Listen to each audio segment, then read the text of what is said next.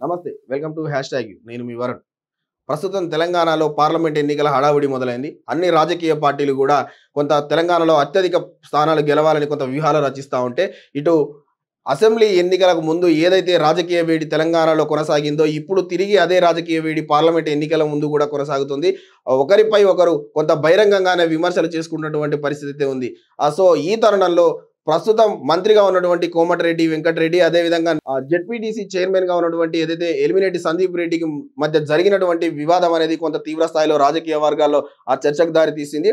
ఇటీవల అసెంబ్లీ ఎన్నికలకు సంబంధించి ఏదైతే ఓటమి పాలైనటువంటి పరిస్థితిని సన్నాహక సమావేశాల్లో కేటీఆర్ కొంత ప్రస్తావిస్తూ ప్రస్తుత రాష్ట్ర ముఖ్యమంత్రిగా ఉన్నటువంటి రేవంత్ రెడ్డి మీద పరుష పదజాలంతో తీవ్రమైనటువంటి వ్యాఖ్యలు చేయడం జరిగింది. సో, ఈ వ్యాఖ్యలన్నీ కూడా పూర్తి స్థాయిలో కొంత కాంగ్రెస్ వర్గాల్లో ఒక్కసారిగా ఆగ్రహానికి గురి చేసినటువంటి పరిస్థితి. ఇదే తరుణంలో నిన్న ఏదైతే భువనగిరికి సంబంధించి ఒక గ్రామ పంచాయతీ కార్యాలయం ఓపెనింగ్‌కి సంబంధించి కార్యక్రమంలో పాల్గొన్నటువంటి మంత్రి కోమటిరెడ్డి వెంకటరెడ్డి కేటీఆర్‌ని కొంత ఉద్దేశిస్తూ కూడా కొంత తీవ్ర పదజాలంతో ఆయన కూడా దూషించడం జరిగింది.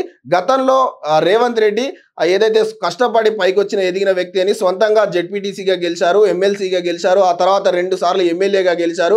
ఆయనకంటూ ఒక సొంత ఇమేజ్‌ని క్రియేట్ చేసుకొని పైకొచ్చినటువంటి నేత. మేము కూడా సొంతంగా మా నాన్నలు ఎమ్మెల్యేలు కారు, మా నాన్నలు ఎంపీలు కారు, మేము సొంతంగా కష్టపడి పైకొచ్చాము.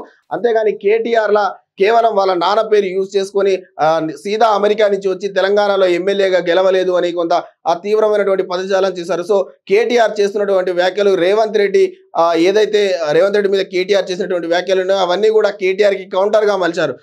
కేటీఆర్ అనే వ్యక్తి కేవలం రేవంత్ రెడ్డికి కాలిగోటికి సరిపోరు అనే విధంగా కూడా వ్యాఖ్యానించినటువంటి పరిస్థితి. సో, ఈ తరుణంలోనే ఆ కార్యక్రమానికి హాజరైనటువంటి ఏదైతే జెడ్పీటీసీగా ఉన్నటువంటి సందీప్ రెడ్డి కూడా కొంత ఏదైతే ప్రభుత్వం ప్రస్తుతం రైతు బంధుకు సంబంధించి కానీ పెంపు హామీ ఇచ్చింది, అదేవిధంగా రైతు బంధు అమలు గురించి కూడా కొన్ని ప్రశ్నలు లేవనెత్తే ప్రయత్నం చేశారు. సో, ఈ సందర్భంలోనే మంత్రి కోమటిరెడ్డి వెంకటరెడ్డికి సందీప్ రెడ్డికి మధ్య వాగ్వాదం చెలవైంది. ఇటు దీనికి సంబంధించి ఆ ప్రశ్న అడిగే సమయంలో కూడా కోమటిరెడ్డి వెంకటరెడ్డి కొంత తీవ్ర పదజాలం యూజ్ చేశారు. గతంలో ఏదైతే ఎలిమినేటి మాధవరెడ్డి కుమారుడిగా జెడ్పీటీసీగా ఎన్నికయ్యావు తప్ప నువ్వు సొంతంగా సర్పంచ్‌గా ఎన్నికయ్యే పరిస్థితి లేదు అని చెప్పేసి కొంత తీవ్ర స్థాయిలో ఏదైతే సందీప్ రెడ్డిపై కూడా విరుచుకుపడినటువంటి పరిస్థితి. ఈ తరుణంలో అక్కడ కొంత సమావేశం కాస్త రసభాసగా మారింది. సో, అక్కడ ఉన్నటువంటి బీఆర్ఎస్ పార్టీకి చెందినటువంటి నేతలు, అదేవిధంగా కాంగ్రెస్ పార్టీకి చెందినటువంటి నేతల మధ్య కొంత వాగ్వాదం జరిగింది.